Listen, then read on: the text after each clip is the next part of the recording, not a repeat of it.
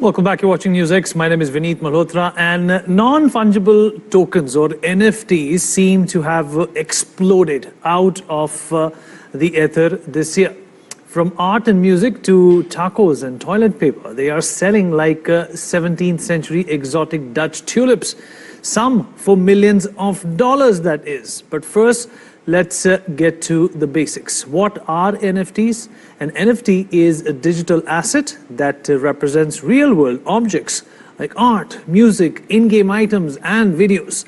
They are bought and sold online, frequently with cryptocurrency, and they are generally encoded with the same underlying software as many cryptos. How are NFTs different from cryptos? Well, NFTs are different. Each has a digital signature that makes it impossible for NFTs to be exchanged for or equal to one another, hence non-fungible. How are NFT prices decided? Well, NFT prices are either set by the creator, they put their own price on their digital art, or there is an auction that takes place and the art goes to the highest bidder. Well, we'll talk about this with some special guests. Joining me on the platform at this point in time is Mr. Garrett Minks. He's the founder and CTO of Rare, and an NFT digital rights management platform. Also joining us on the show is Mr. Andy Leon. He's the co-founder of Influxo, and Leon, of course, is taking care of Influxo, which is an intergovernmental blockchain advisor and a blockchain investor from Singapore. And last but not the least, Vishal Malhotra is an actor. He's the first actor to sell art as an NFT. Vishal Malhotra has collaborated with artist Isha Banerjee to release non-fungible tokens. Welcome, everyone, and let's talk about this very enterprising and extremely curious idea which has taken the world by storm. Garrett, let me start by asking you a very simple question. In your opinion, what is the current status that the NFTs enjoy, and how likely are they to be accepted in the world, in the digital world? And also talk about people trying to grapple with the meaning of NFTs at this point in time.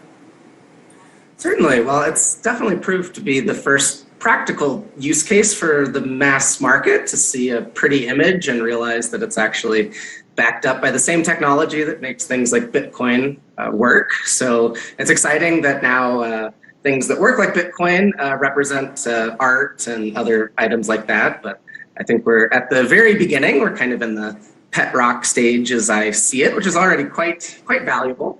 But I think the sort of next evolution of this is when they're actually used as authentication credentials to unlock things, more richer type experiences. And that's probably coming down the pike here in the next year or so. But right now, already lots of really good excitement around just the idea that you can own something and show the entire world that you own it and transfer it using these underlying crypto technologies. Well, Garrett, also talk about this, outstanding phenomena where, NFTs have gone into millions of dollars. How did that come about? And, usually new concepts are frowned upon. New concepts are usually time-consuming when it comes to acceptability. But this, from the word get-go, has garnered millions of dollars. How come? Well, certainly. Well, maybe not millions of dollars, but millions of dollars equivalent worth of Ethereum. I think the vast majority of people buying these things were kind of early adopters in the space, and they have a lot of money now because the overall space has done so well. And instead of taking the money outside of the ecosystem, they've kind of decided to keep it in and support other people. I think that's where you're seeing the really large price action and these things going for millions of dollars. It's not necessarily outsiders. Maybe there are some coming in and buying these things for huge amounts of money, but I think it's mostly people that have been in the space for a really long time and have tens or hundreds of millions of dollars that they've made, and for status reasons, for all sorts of reasons, they prefer to spend it on non-fungible tokens that, as you said, go for potentially millions of dollars sometimes. Right. Andy, in your opinion, what kind of importance will NFTs have in the future market when it comes to buying and selling? Right now, it's in the digital realm, but it's only a matter of time before they catch on. Do you think that theory is going to transpire in a few years or perhaps even a few months, considering the kind of speed that we have seen? Absolutely. I mean, at the end of the day, this NFT is really just a fancy serial number. And right now it's being tied to pieces of digital art as being valuable. But really the same rails and the same underlying technology that allow you to own something on the internet and prove it to everybody else in the world can absolutely be applied to things like real estate titles and I don't know, all sorts of other non-art use cases. So I think we're at the very beginning of seeing what these really powerful serial numbers can do and what they can represent, not just the art use case, which is what most people see it as right now. All right, Vishal, coming to you now. The first actor to sell art via NFT. Tell us about your brush, with this digital enterprise, and what do you make of it right now?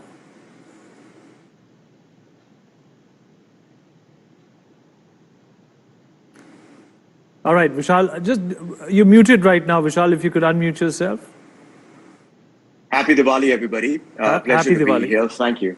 Thank you for having me here. So just a little bit of to put the record straight before we get on. I'm not the first actor to sell digital art. I'm the first Indian actor to have released and sold an NFT.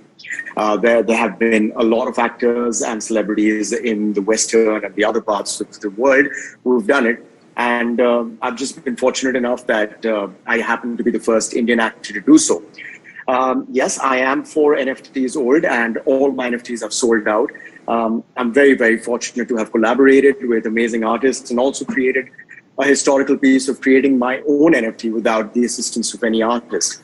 I find great value in what my representation of NFTs is, purely from the basis of it gives me a great way to interact with, excuse me, with my fans, people who'd like to meet me. And as, as was mentioned a little earlier by one of our guests, utilities is a big part of my NFTs, which means that once somebody purchases my NFT, not only do they get that beautiful piece of art, but they also get a lot of utilities, which means plus-ons along with it.